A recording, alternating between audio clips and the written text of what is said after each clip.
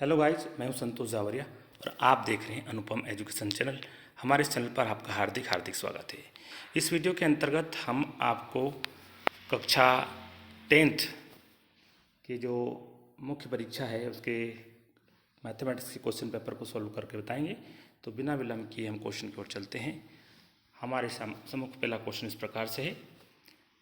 यहाँ पे लिखा है संख्याओं 6 और 20 का HCF क्या होगा। HCF यानी कि हाइस्ट कॉमन फैक्टर, यानी महत्तम समापवर्तक। ये संख्या बड़ी से बड़ी संख्या दोनों को वैध कर देती है, वो 2 है। तो यहाँ राइट आंसर क्या होगा, 2।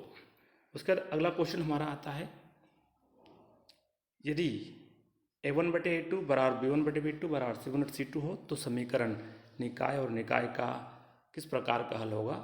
तो इसमें क्या अनंत या अनेक हल होंगे। तो ये हमारा राइट आंसर सही रहेगा। 3 कंडीशन आप जानते हैं और ये तीसरी वाली कंडीशन है जो आपने अक्सर बुक में पढ़ी होगी। तो यहाँ अनंत और अनेक हल होंगे।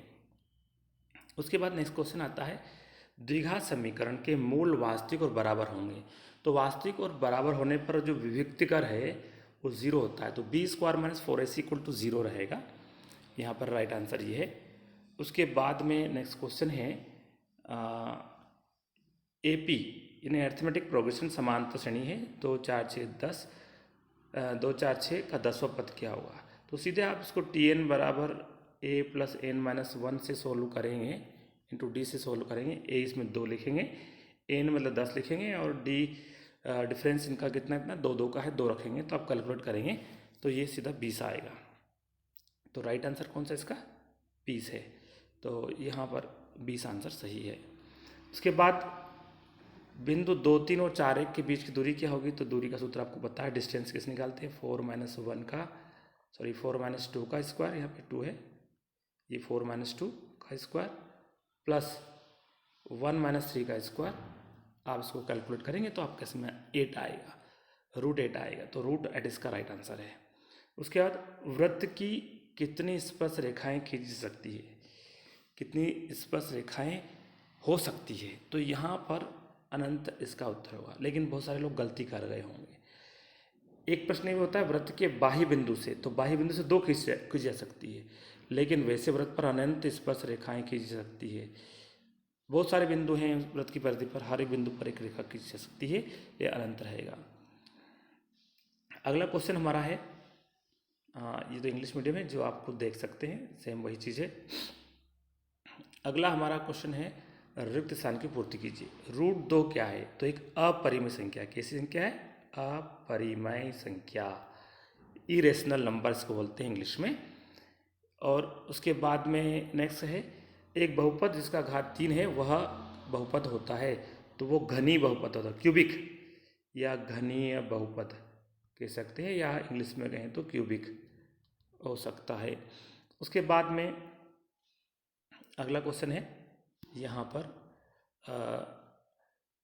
3/2, 1/2, ऋण 1/2 और 3/2 का सार्वांतर क्या होगा। सार्वांतर अगले पद में से पिछला पद घटाएंगे तो आपको यहाँ पर -1 प्राप्त होगा।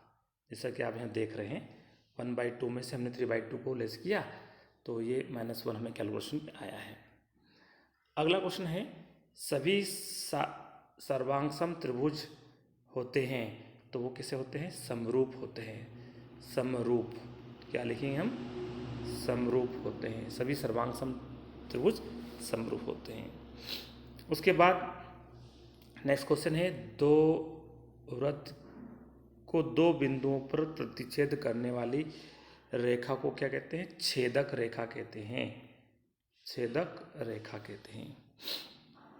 उसके बाद किसी घटना E के लिए PE और PE बार का योग सदैव 1 होता है। घटना के घटित होने और न होने वाली घटनाओं का योग सदैव 1 होता है, हम अच्छी तरह जानते हैं। अगला क्वेश्चन हमारा आता है, अगला क्वेश्चन है, सत्य असत्य से रिलेटेड है। तो निम्नलिखित सत्य असत्य लिखिए। समरूप त्रिभुजों का क्षेत्रफल सदैव बराबर होता है, ये असत्य है। यदि यहाँ पर सर्वांगसम होता तो निश्चित रूप से होता, इसलिए यहाँ सर्वांगसम नहीं, इसलिए असत्य है। 1 2 1 3 एक समांतर श्रेणी है, नहीं है, तो ये बिल्कुल सत्य बात है। क्योंकि 2 में से 1 घटाएंगे तो 1 आएगा, फिर 1 में से 2 घटाएंगे तो ऋण 1 आएगा, अंतर समान नहीं आ रहा है, इसलिए समांतर श्रेणी नहीं है। अगला है, किसी बिंदु की y अक्ष से दूरी उस बिंदु का y निर्देशांक होती है, ये बात असत्य है। ये क्या होती है? x निर्देशांक होती है। x अक्ष से दूरी y निर्देशांक और y से दूरी x निर्देशांक होती है, इसलिए ये क्या रहेगा? असत्य रहेगा। शंकु का आयतन पाई स्क्वायर होता है, नहीं, शंकु का आयतन पाई स्क्वायर h होता है, उसमें h और होता तो हम मान्य होता है, इसलिए ये असत्य है। अगले क्वेश्चन की ओर चलते हैं। घटना E की प्रायिकता ऐसी संख्या P है जो P क्या होती है? इस टर्म्स एंड कंडीशन को फॉलो करती है, तो ये बात सत्य है। अगला है, दीर्घवृत्त खंड का क्षेत्रफल संगत त्रिज्या खंड के क्षेत्रफल से कम होता है, तो ये बात असत्य है। लेकिन यही इंग्लिश वर्जन में लिखा गया है, थोड़ा उल्टा लिखा गया है, तो वहाँ पे सत्य होता है, तो इंग्लिश वर्जन वाले में यही क्वेश्चन क्या रहेगा? सत्य रहेगा। चलिए आगे की ओर चलते हैं। सही जोड़ी मिलाइए, तो सही जोड़ी थोड़ा छोटा कर दूं ताकि एक साथ हम पूरी स्क्रीन पर देख पाएँ। ये इसमें से 9 कॉमन लेते हैं तो sec square theta minus tan square, sec square minus tan square है 1 हो जाता है, इसलिए इसका आंसर क्या रहेगा? 9 रहेगा। तो पहले वाले का आंसर क्या रहेगा? 9। दूसरा जो हमारा है, कोस 0 का मान कितना होता है? 1 होता है, तो ये क्या रहेगा? कोस 0 का मान 1 रहेगा। उसके साइन 0 का मान क्या होता है? 0 होता है। और कोण थीटा वाले त्रिज्याखंड का क्षेत्रफल क्या रहेगा? Theta into pi r square बटे 360। अर्धगोले का वक्र पृष्ठ क्या होता है? 2 पाई आर स्क्वायर, और अर्धगोले का संपूर्ण पृष्ठ क्या होगा? 3 पाई आर स्क्वायर। तो ये हमारे इस तरह से इसमें जोड़ी है। अगले क्वेश्चन की ओर चलते हैं। अगले क्वेश्चन में प्रत्येक का एक शब्द एक वाक्य में उत्तर लिखिए।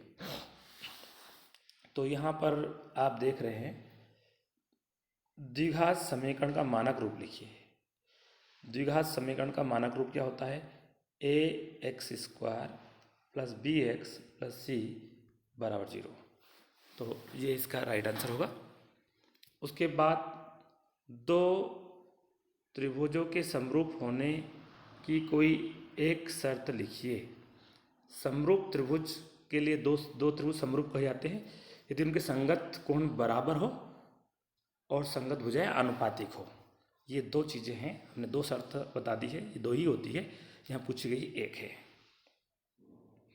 अगला क्वेश्चन है, मूल बिंदु 0 से बिंदु x1 y1 की दूरी क्या होगी?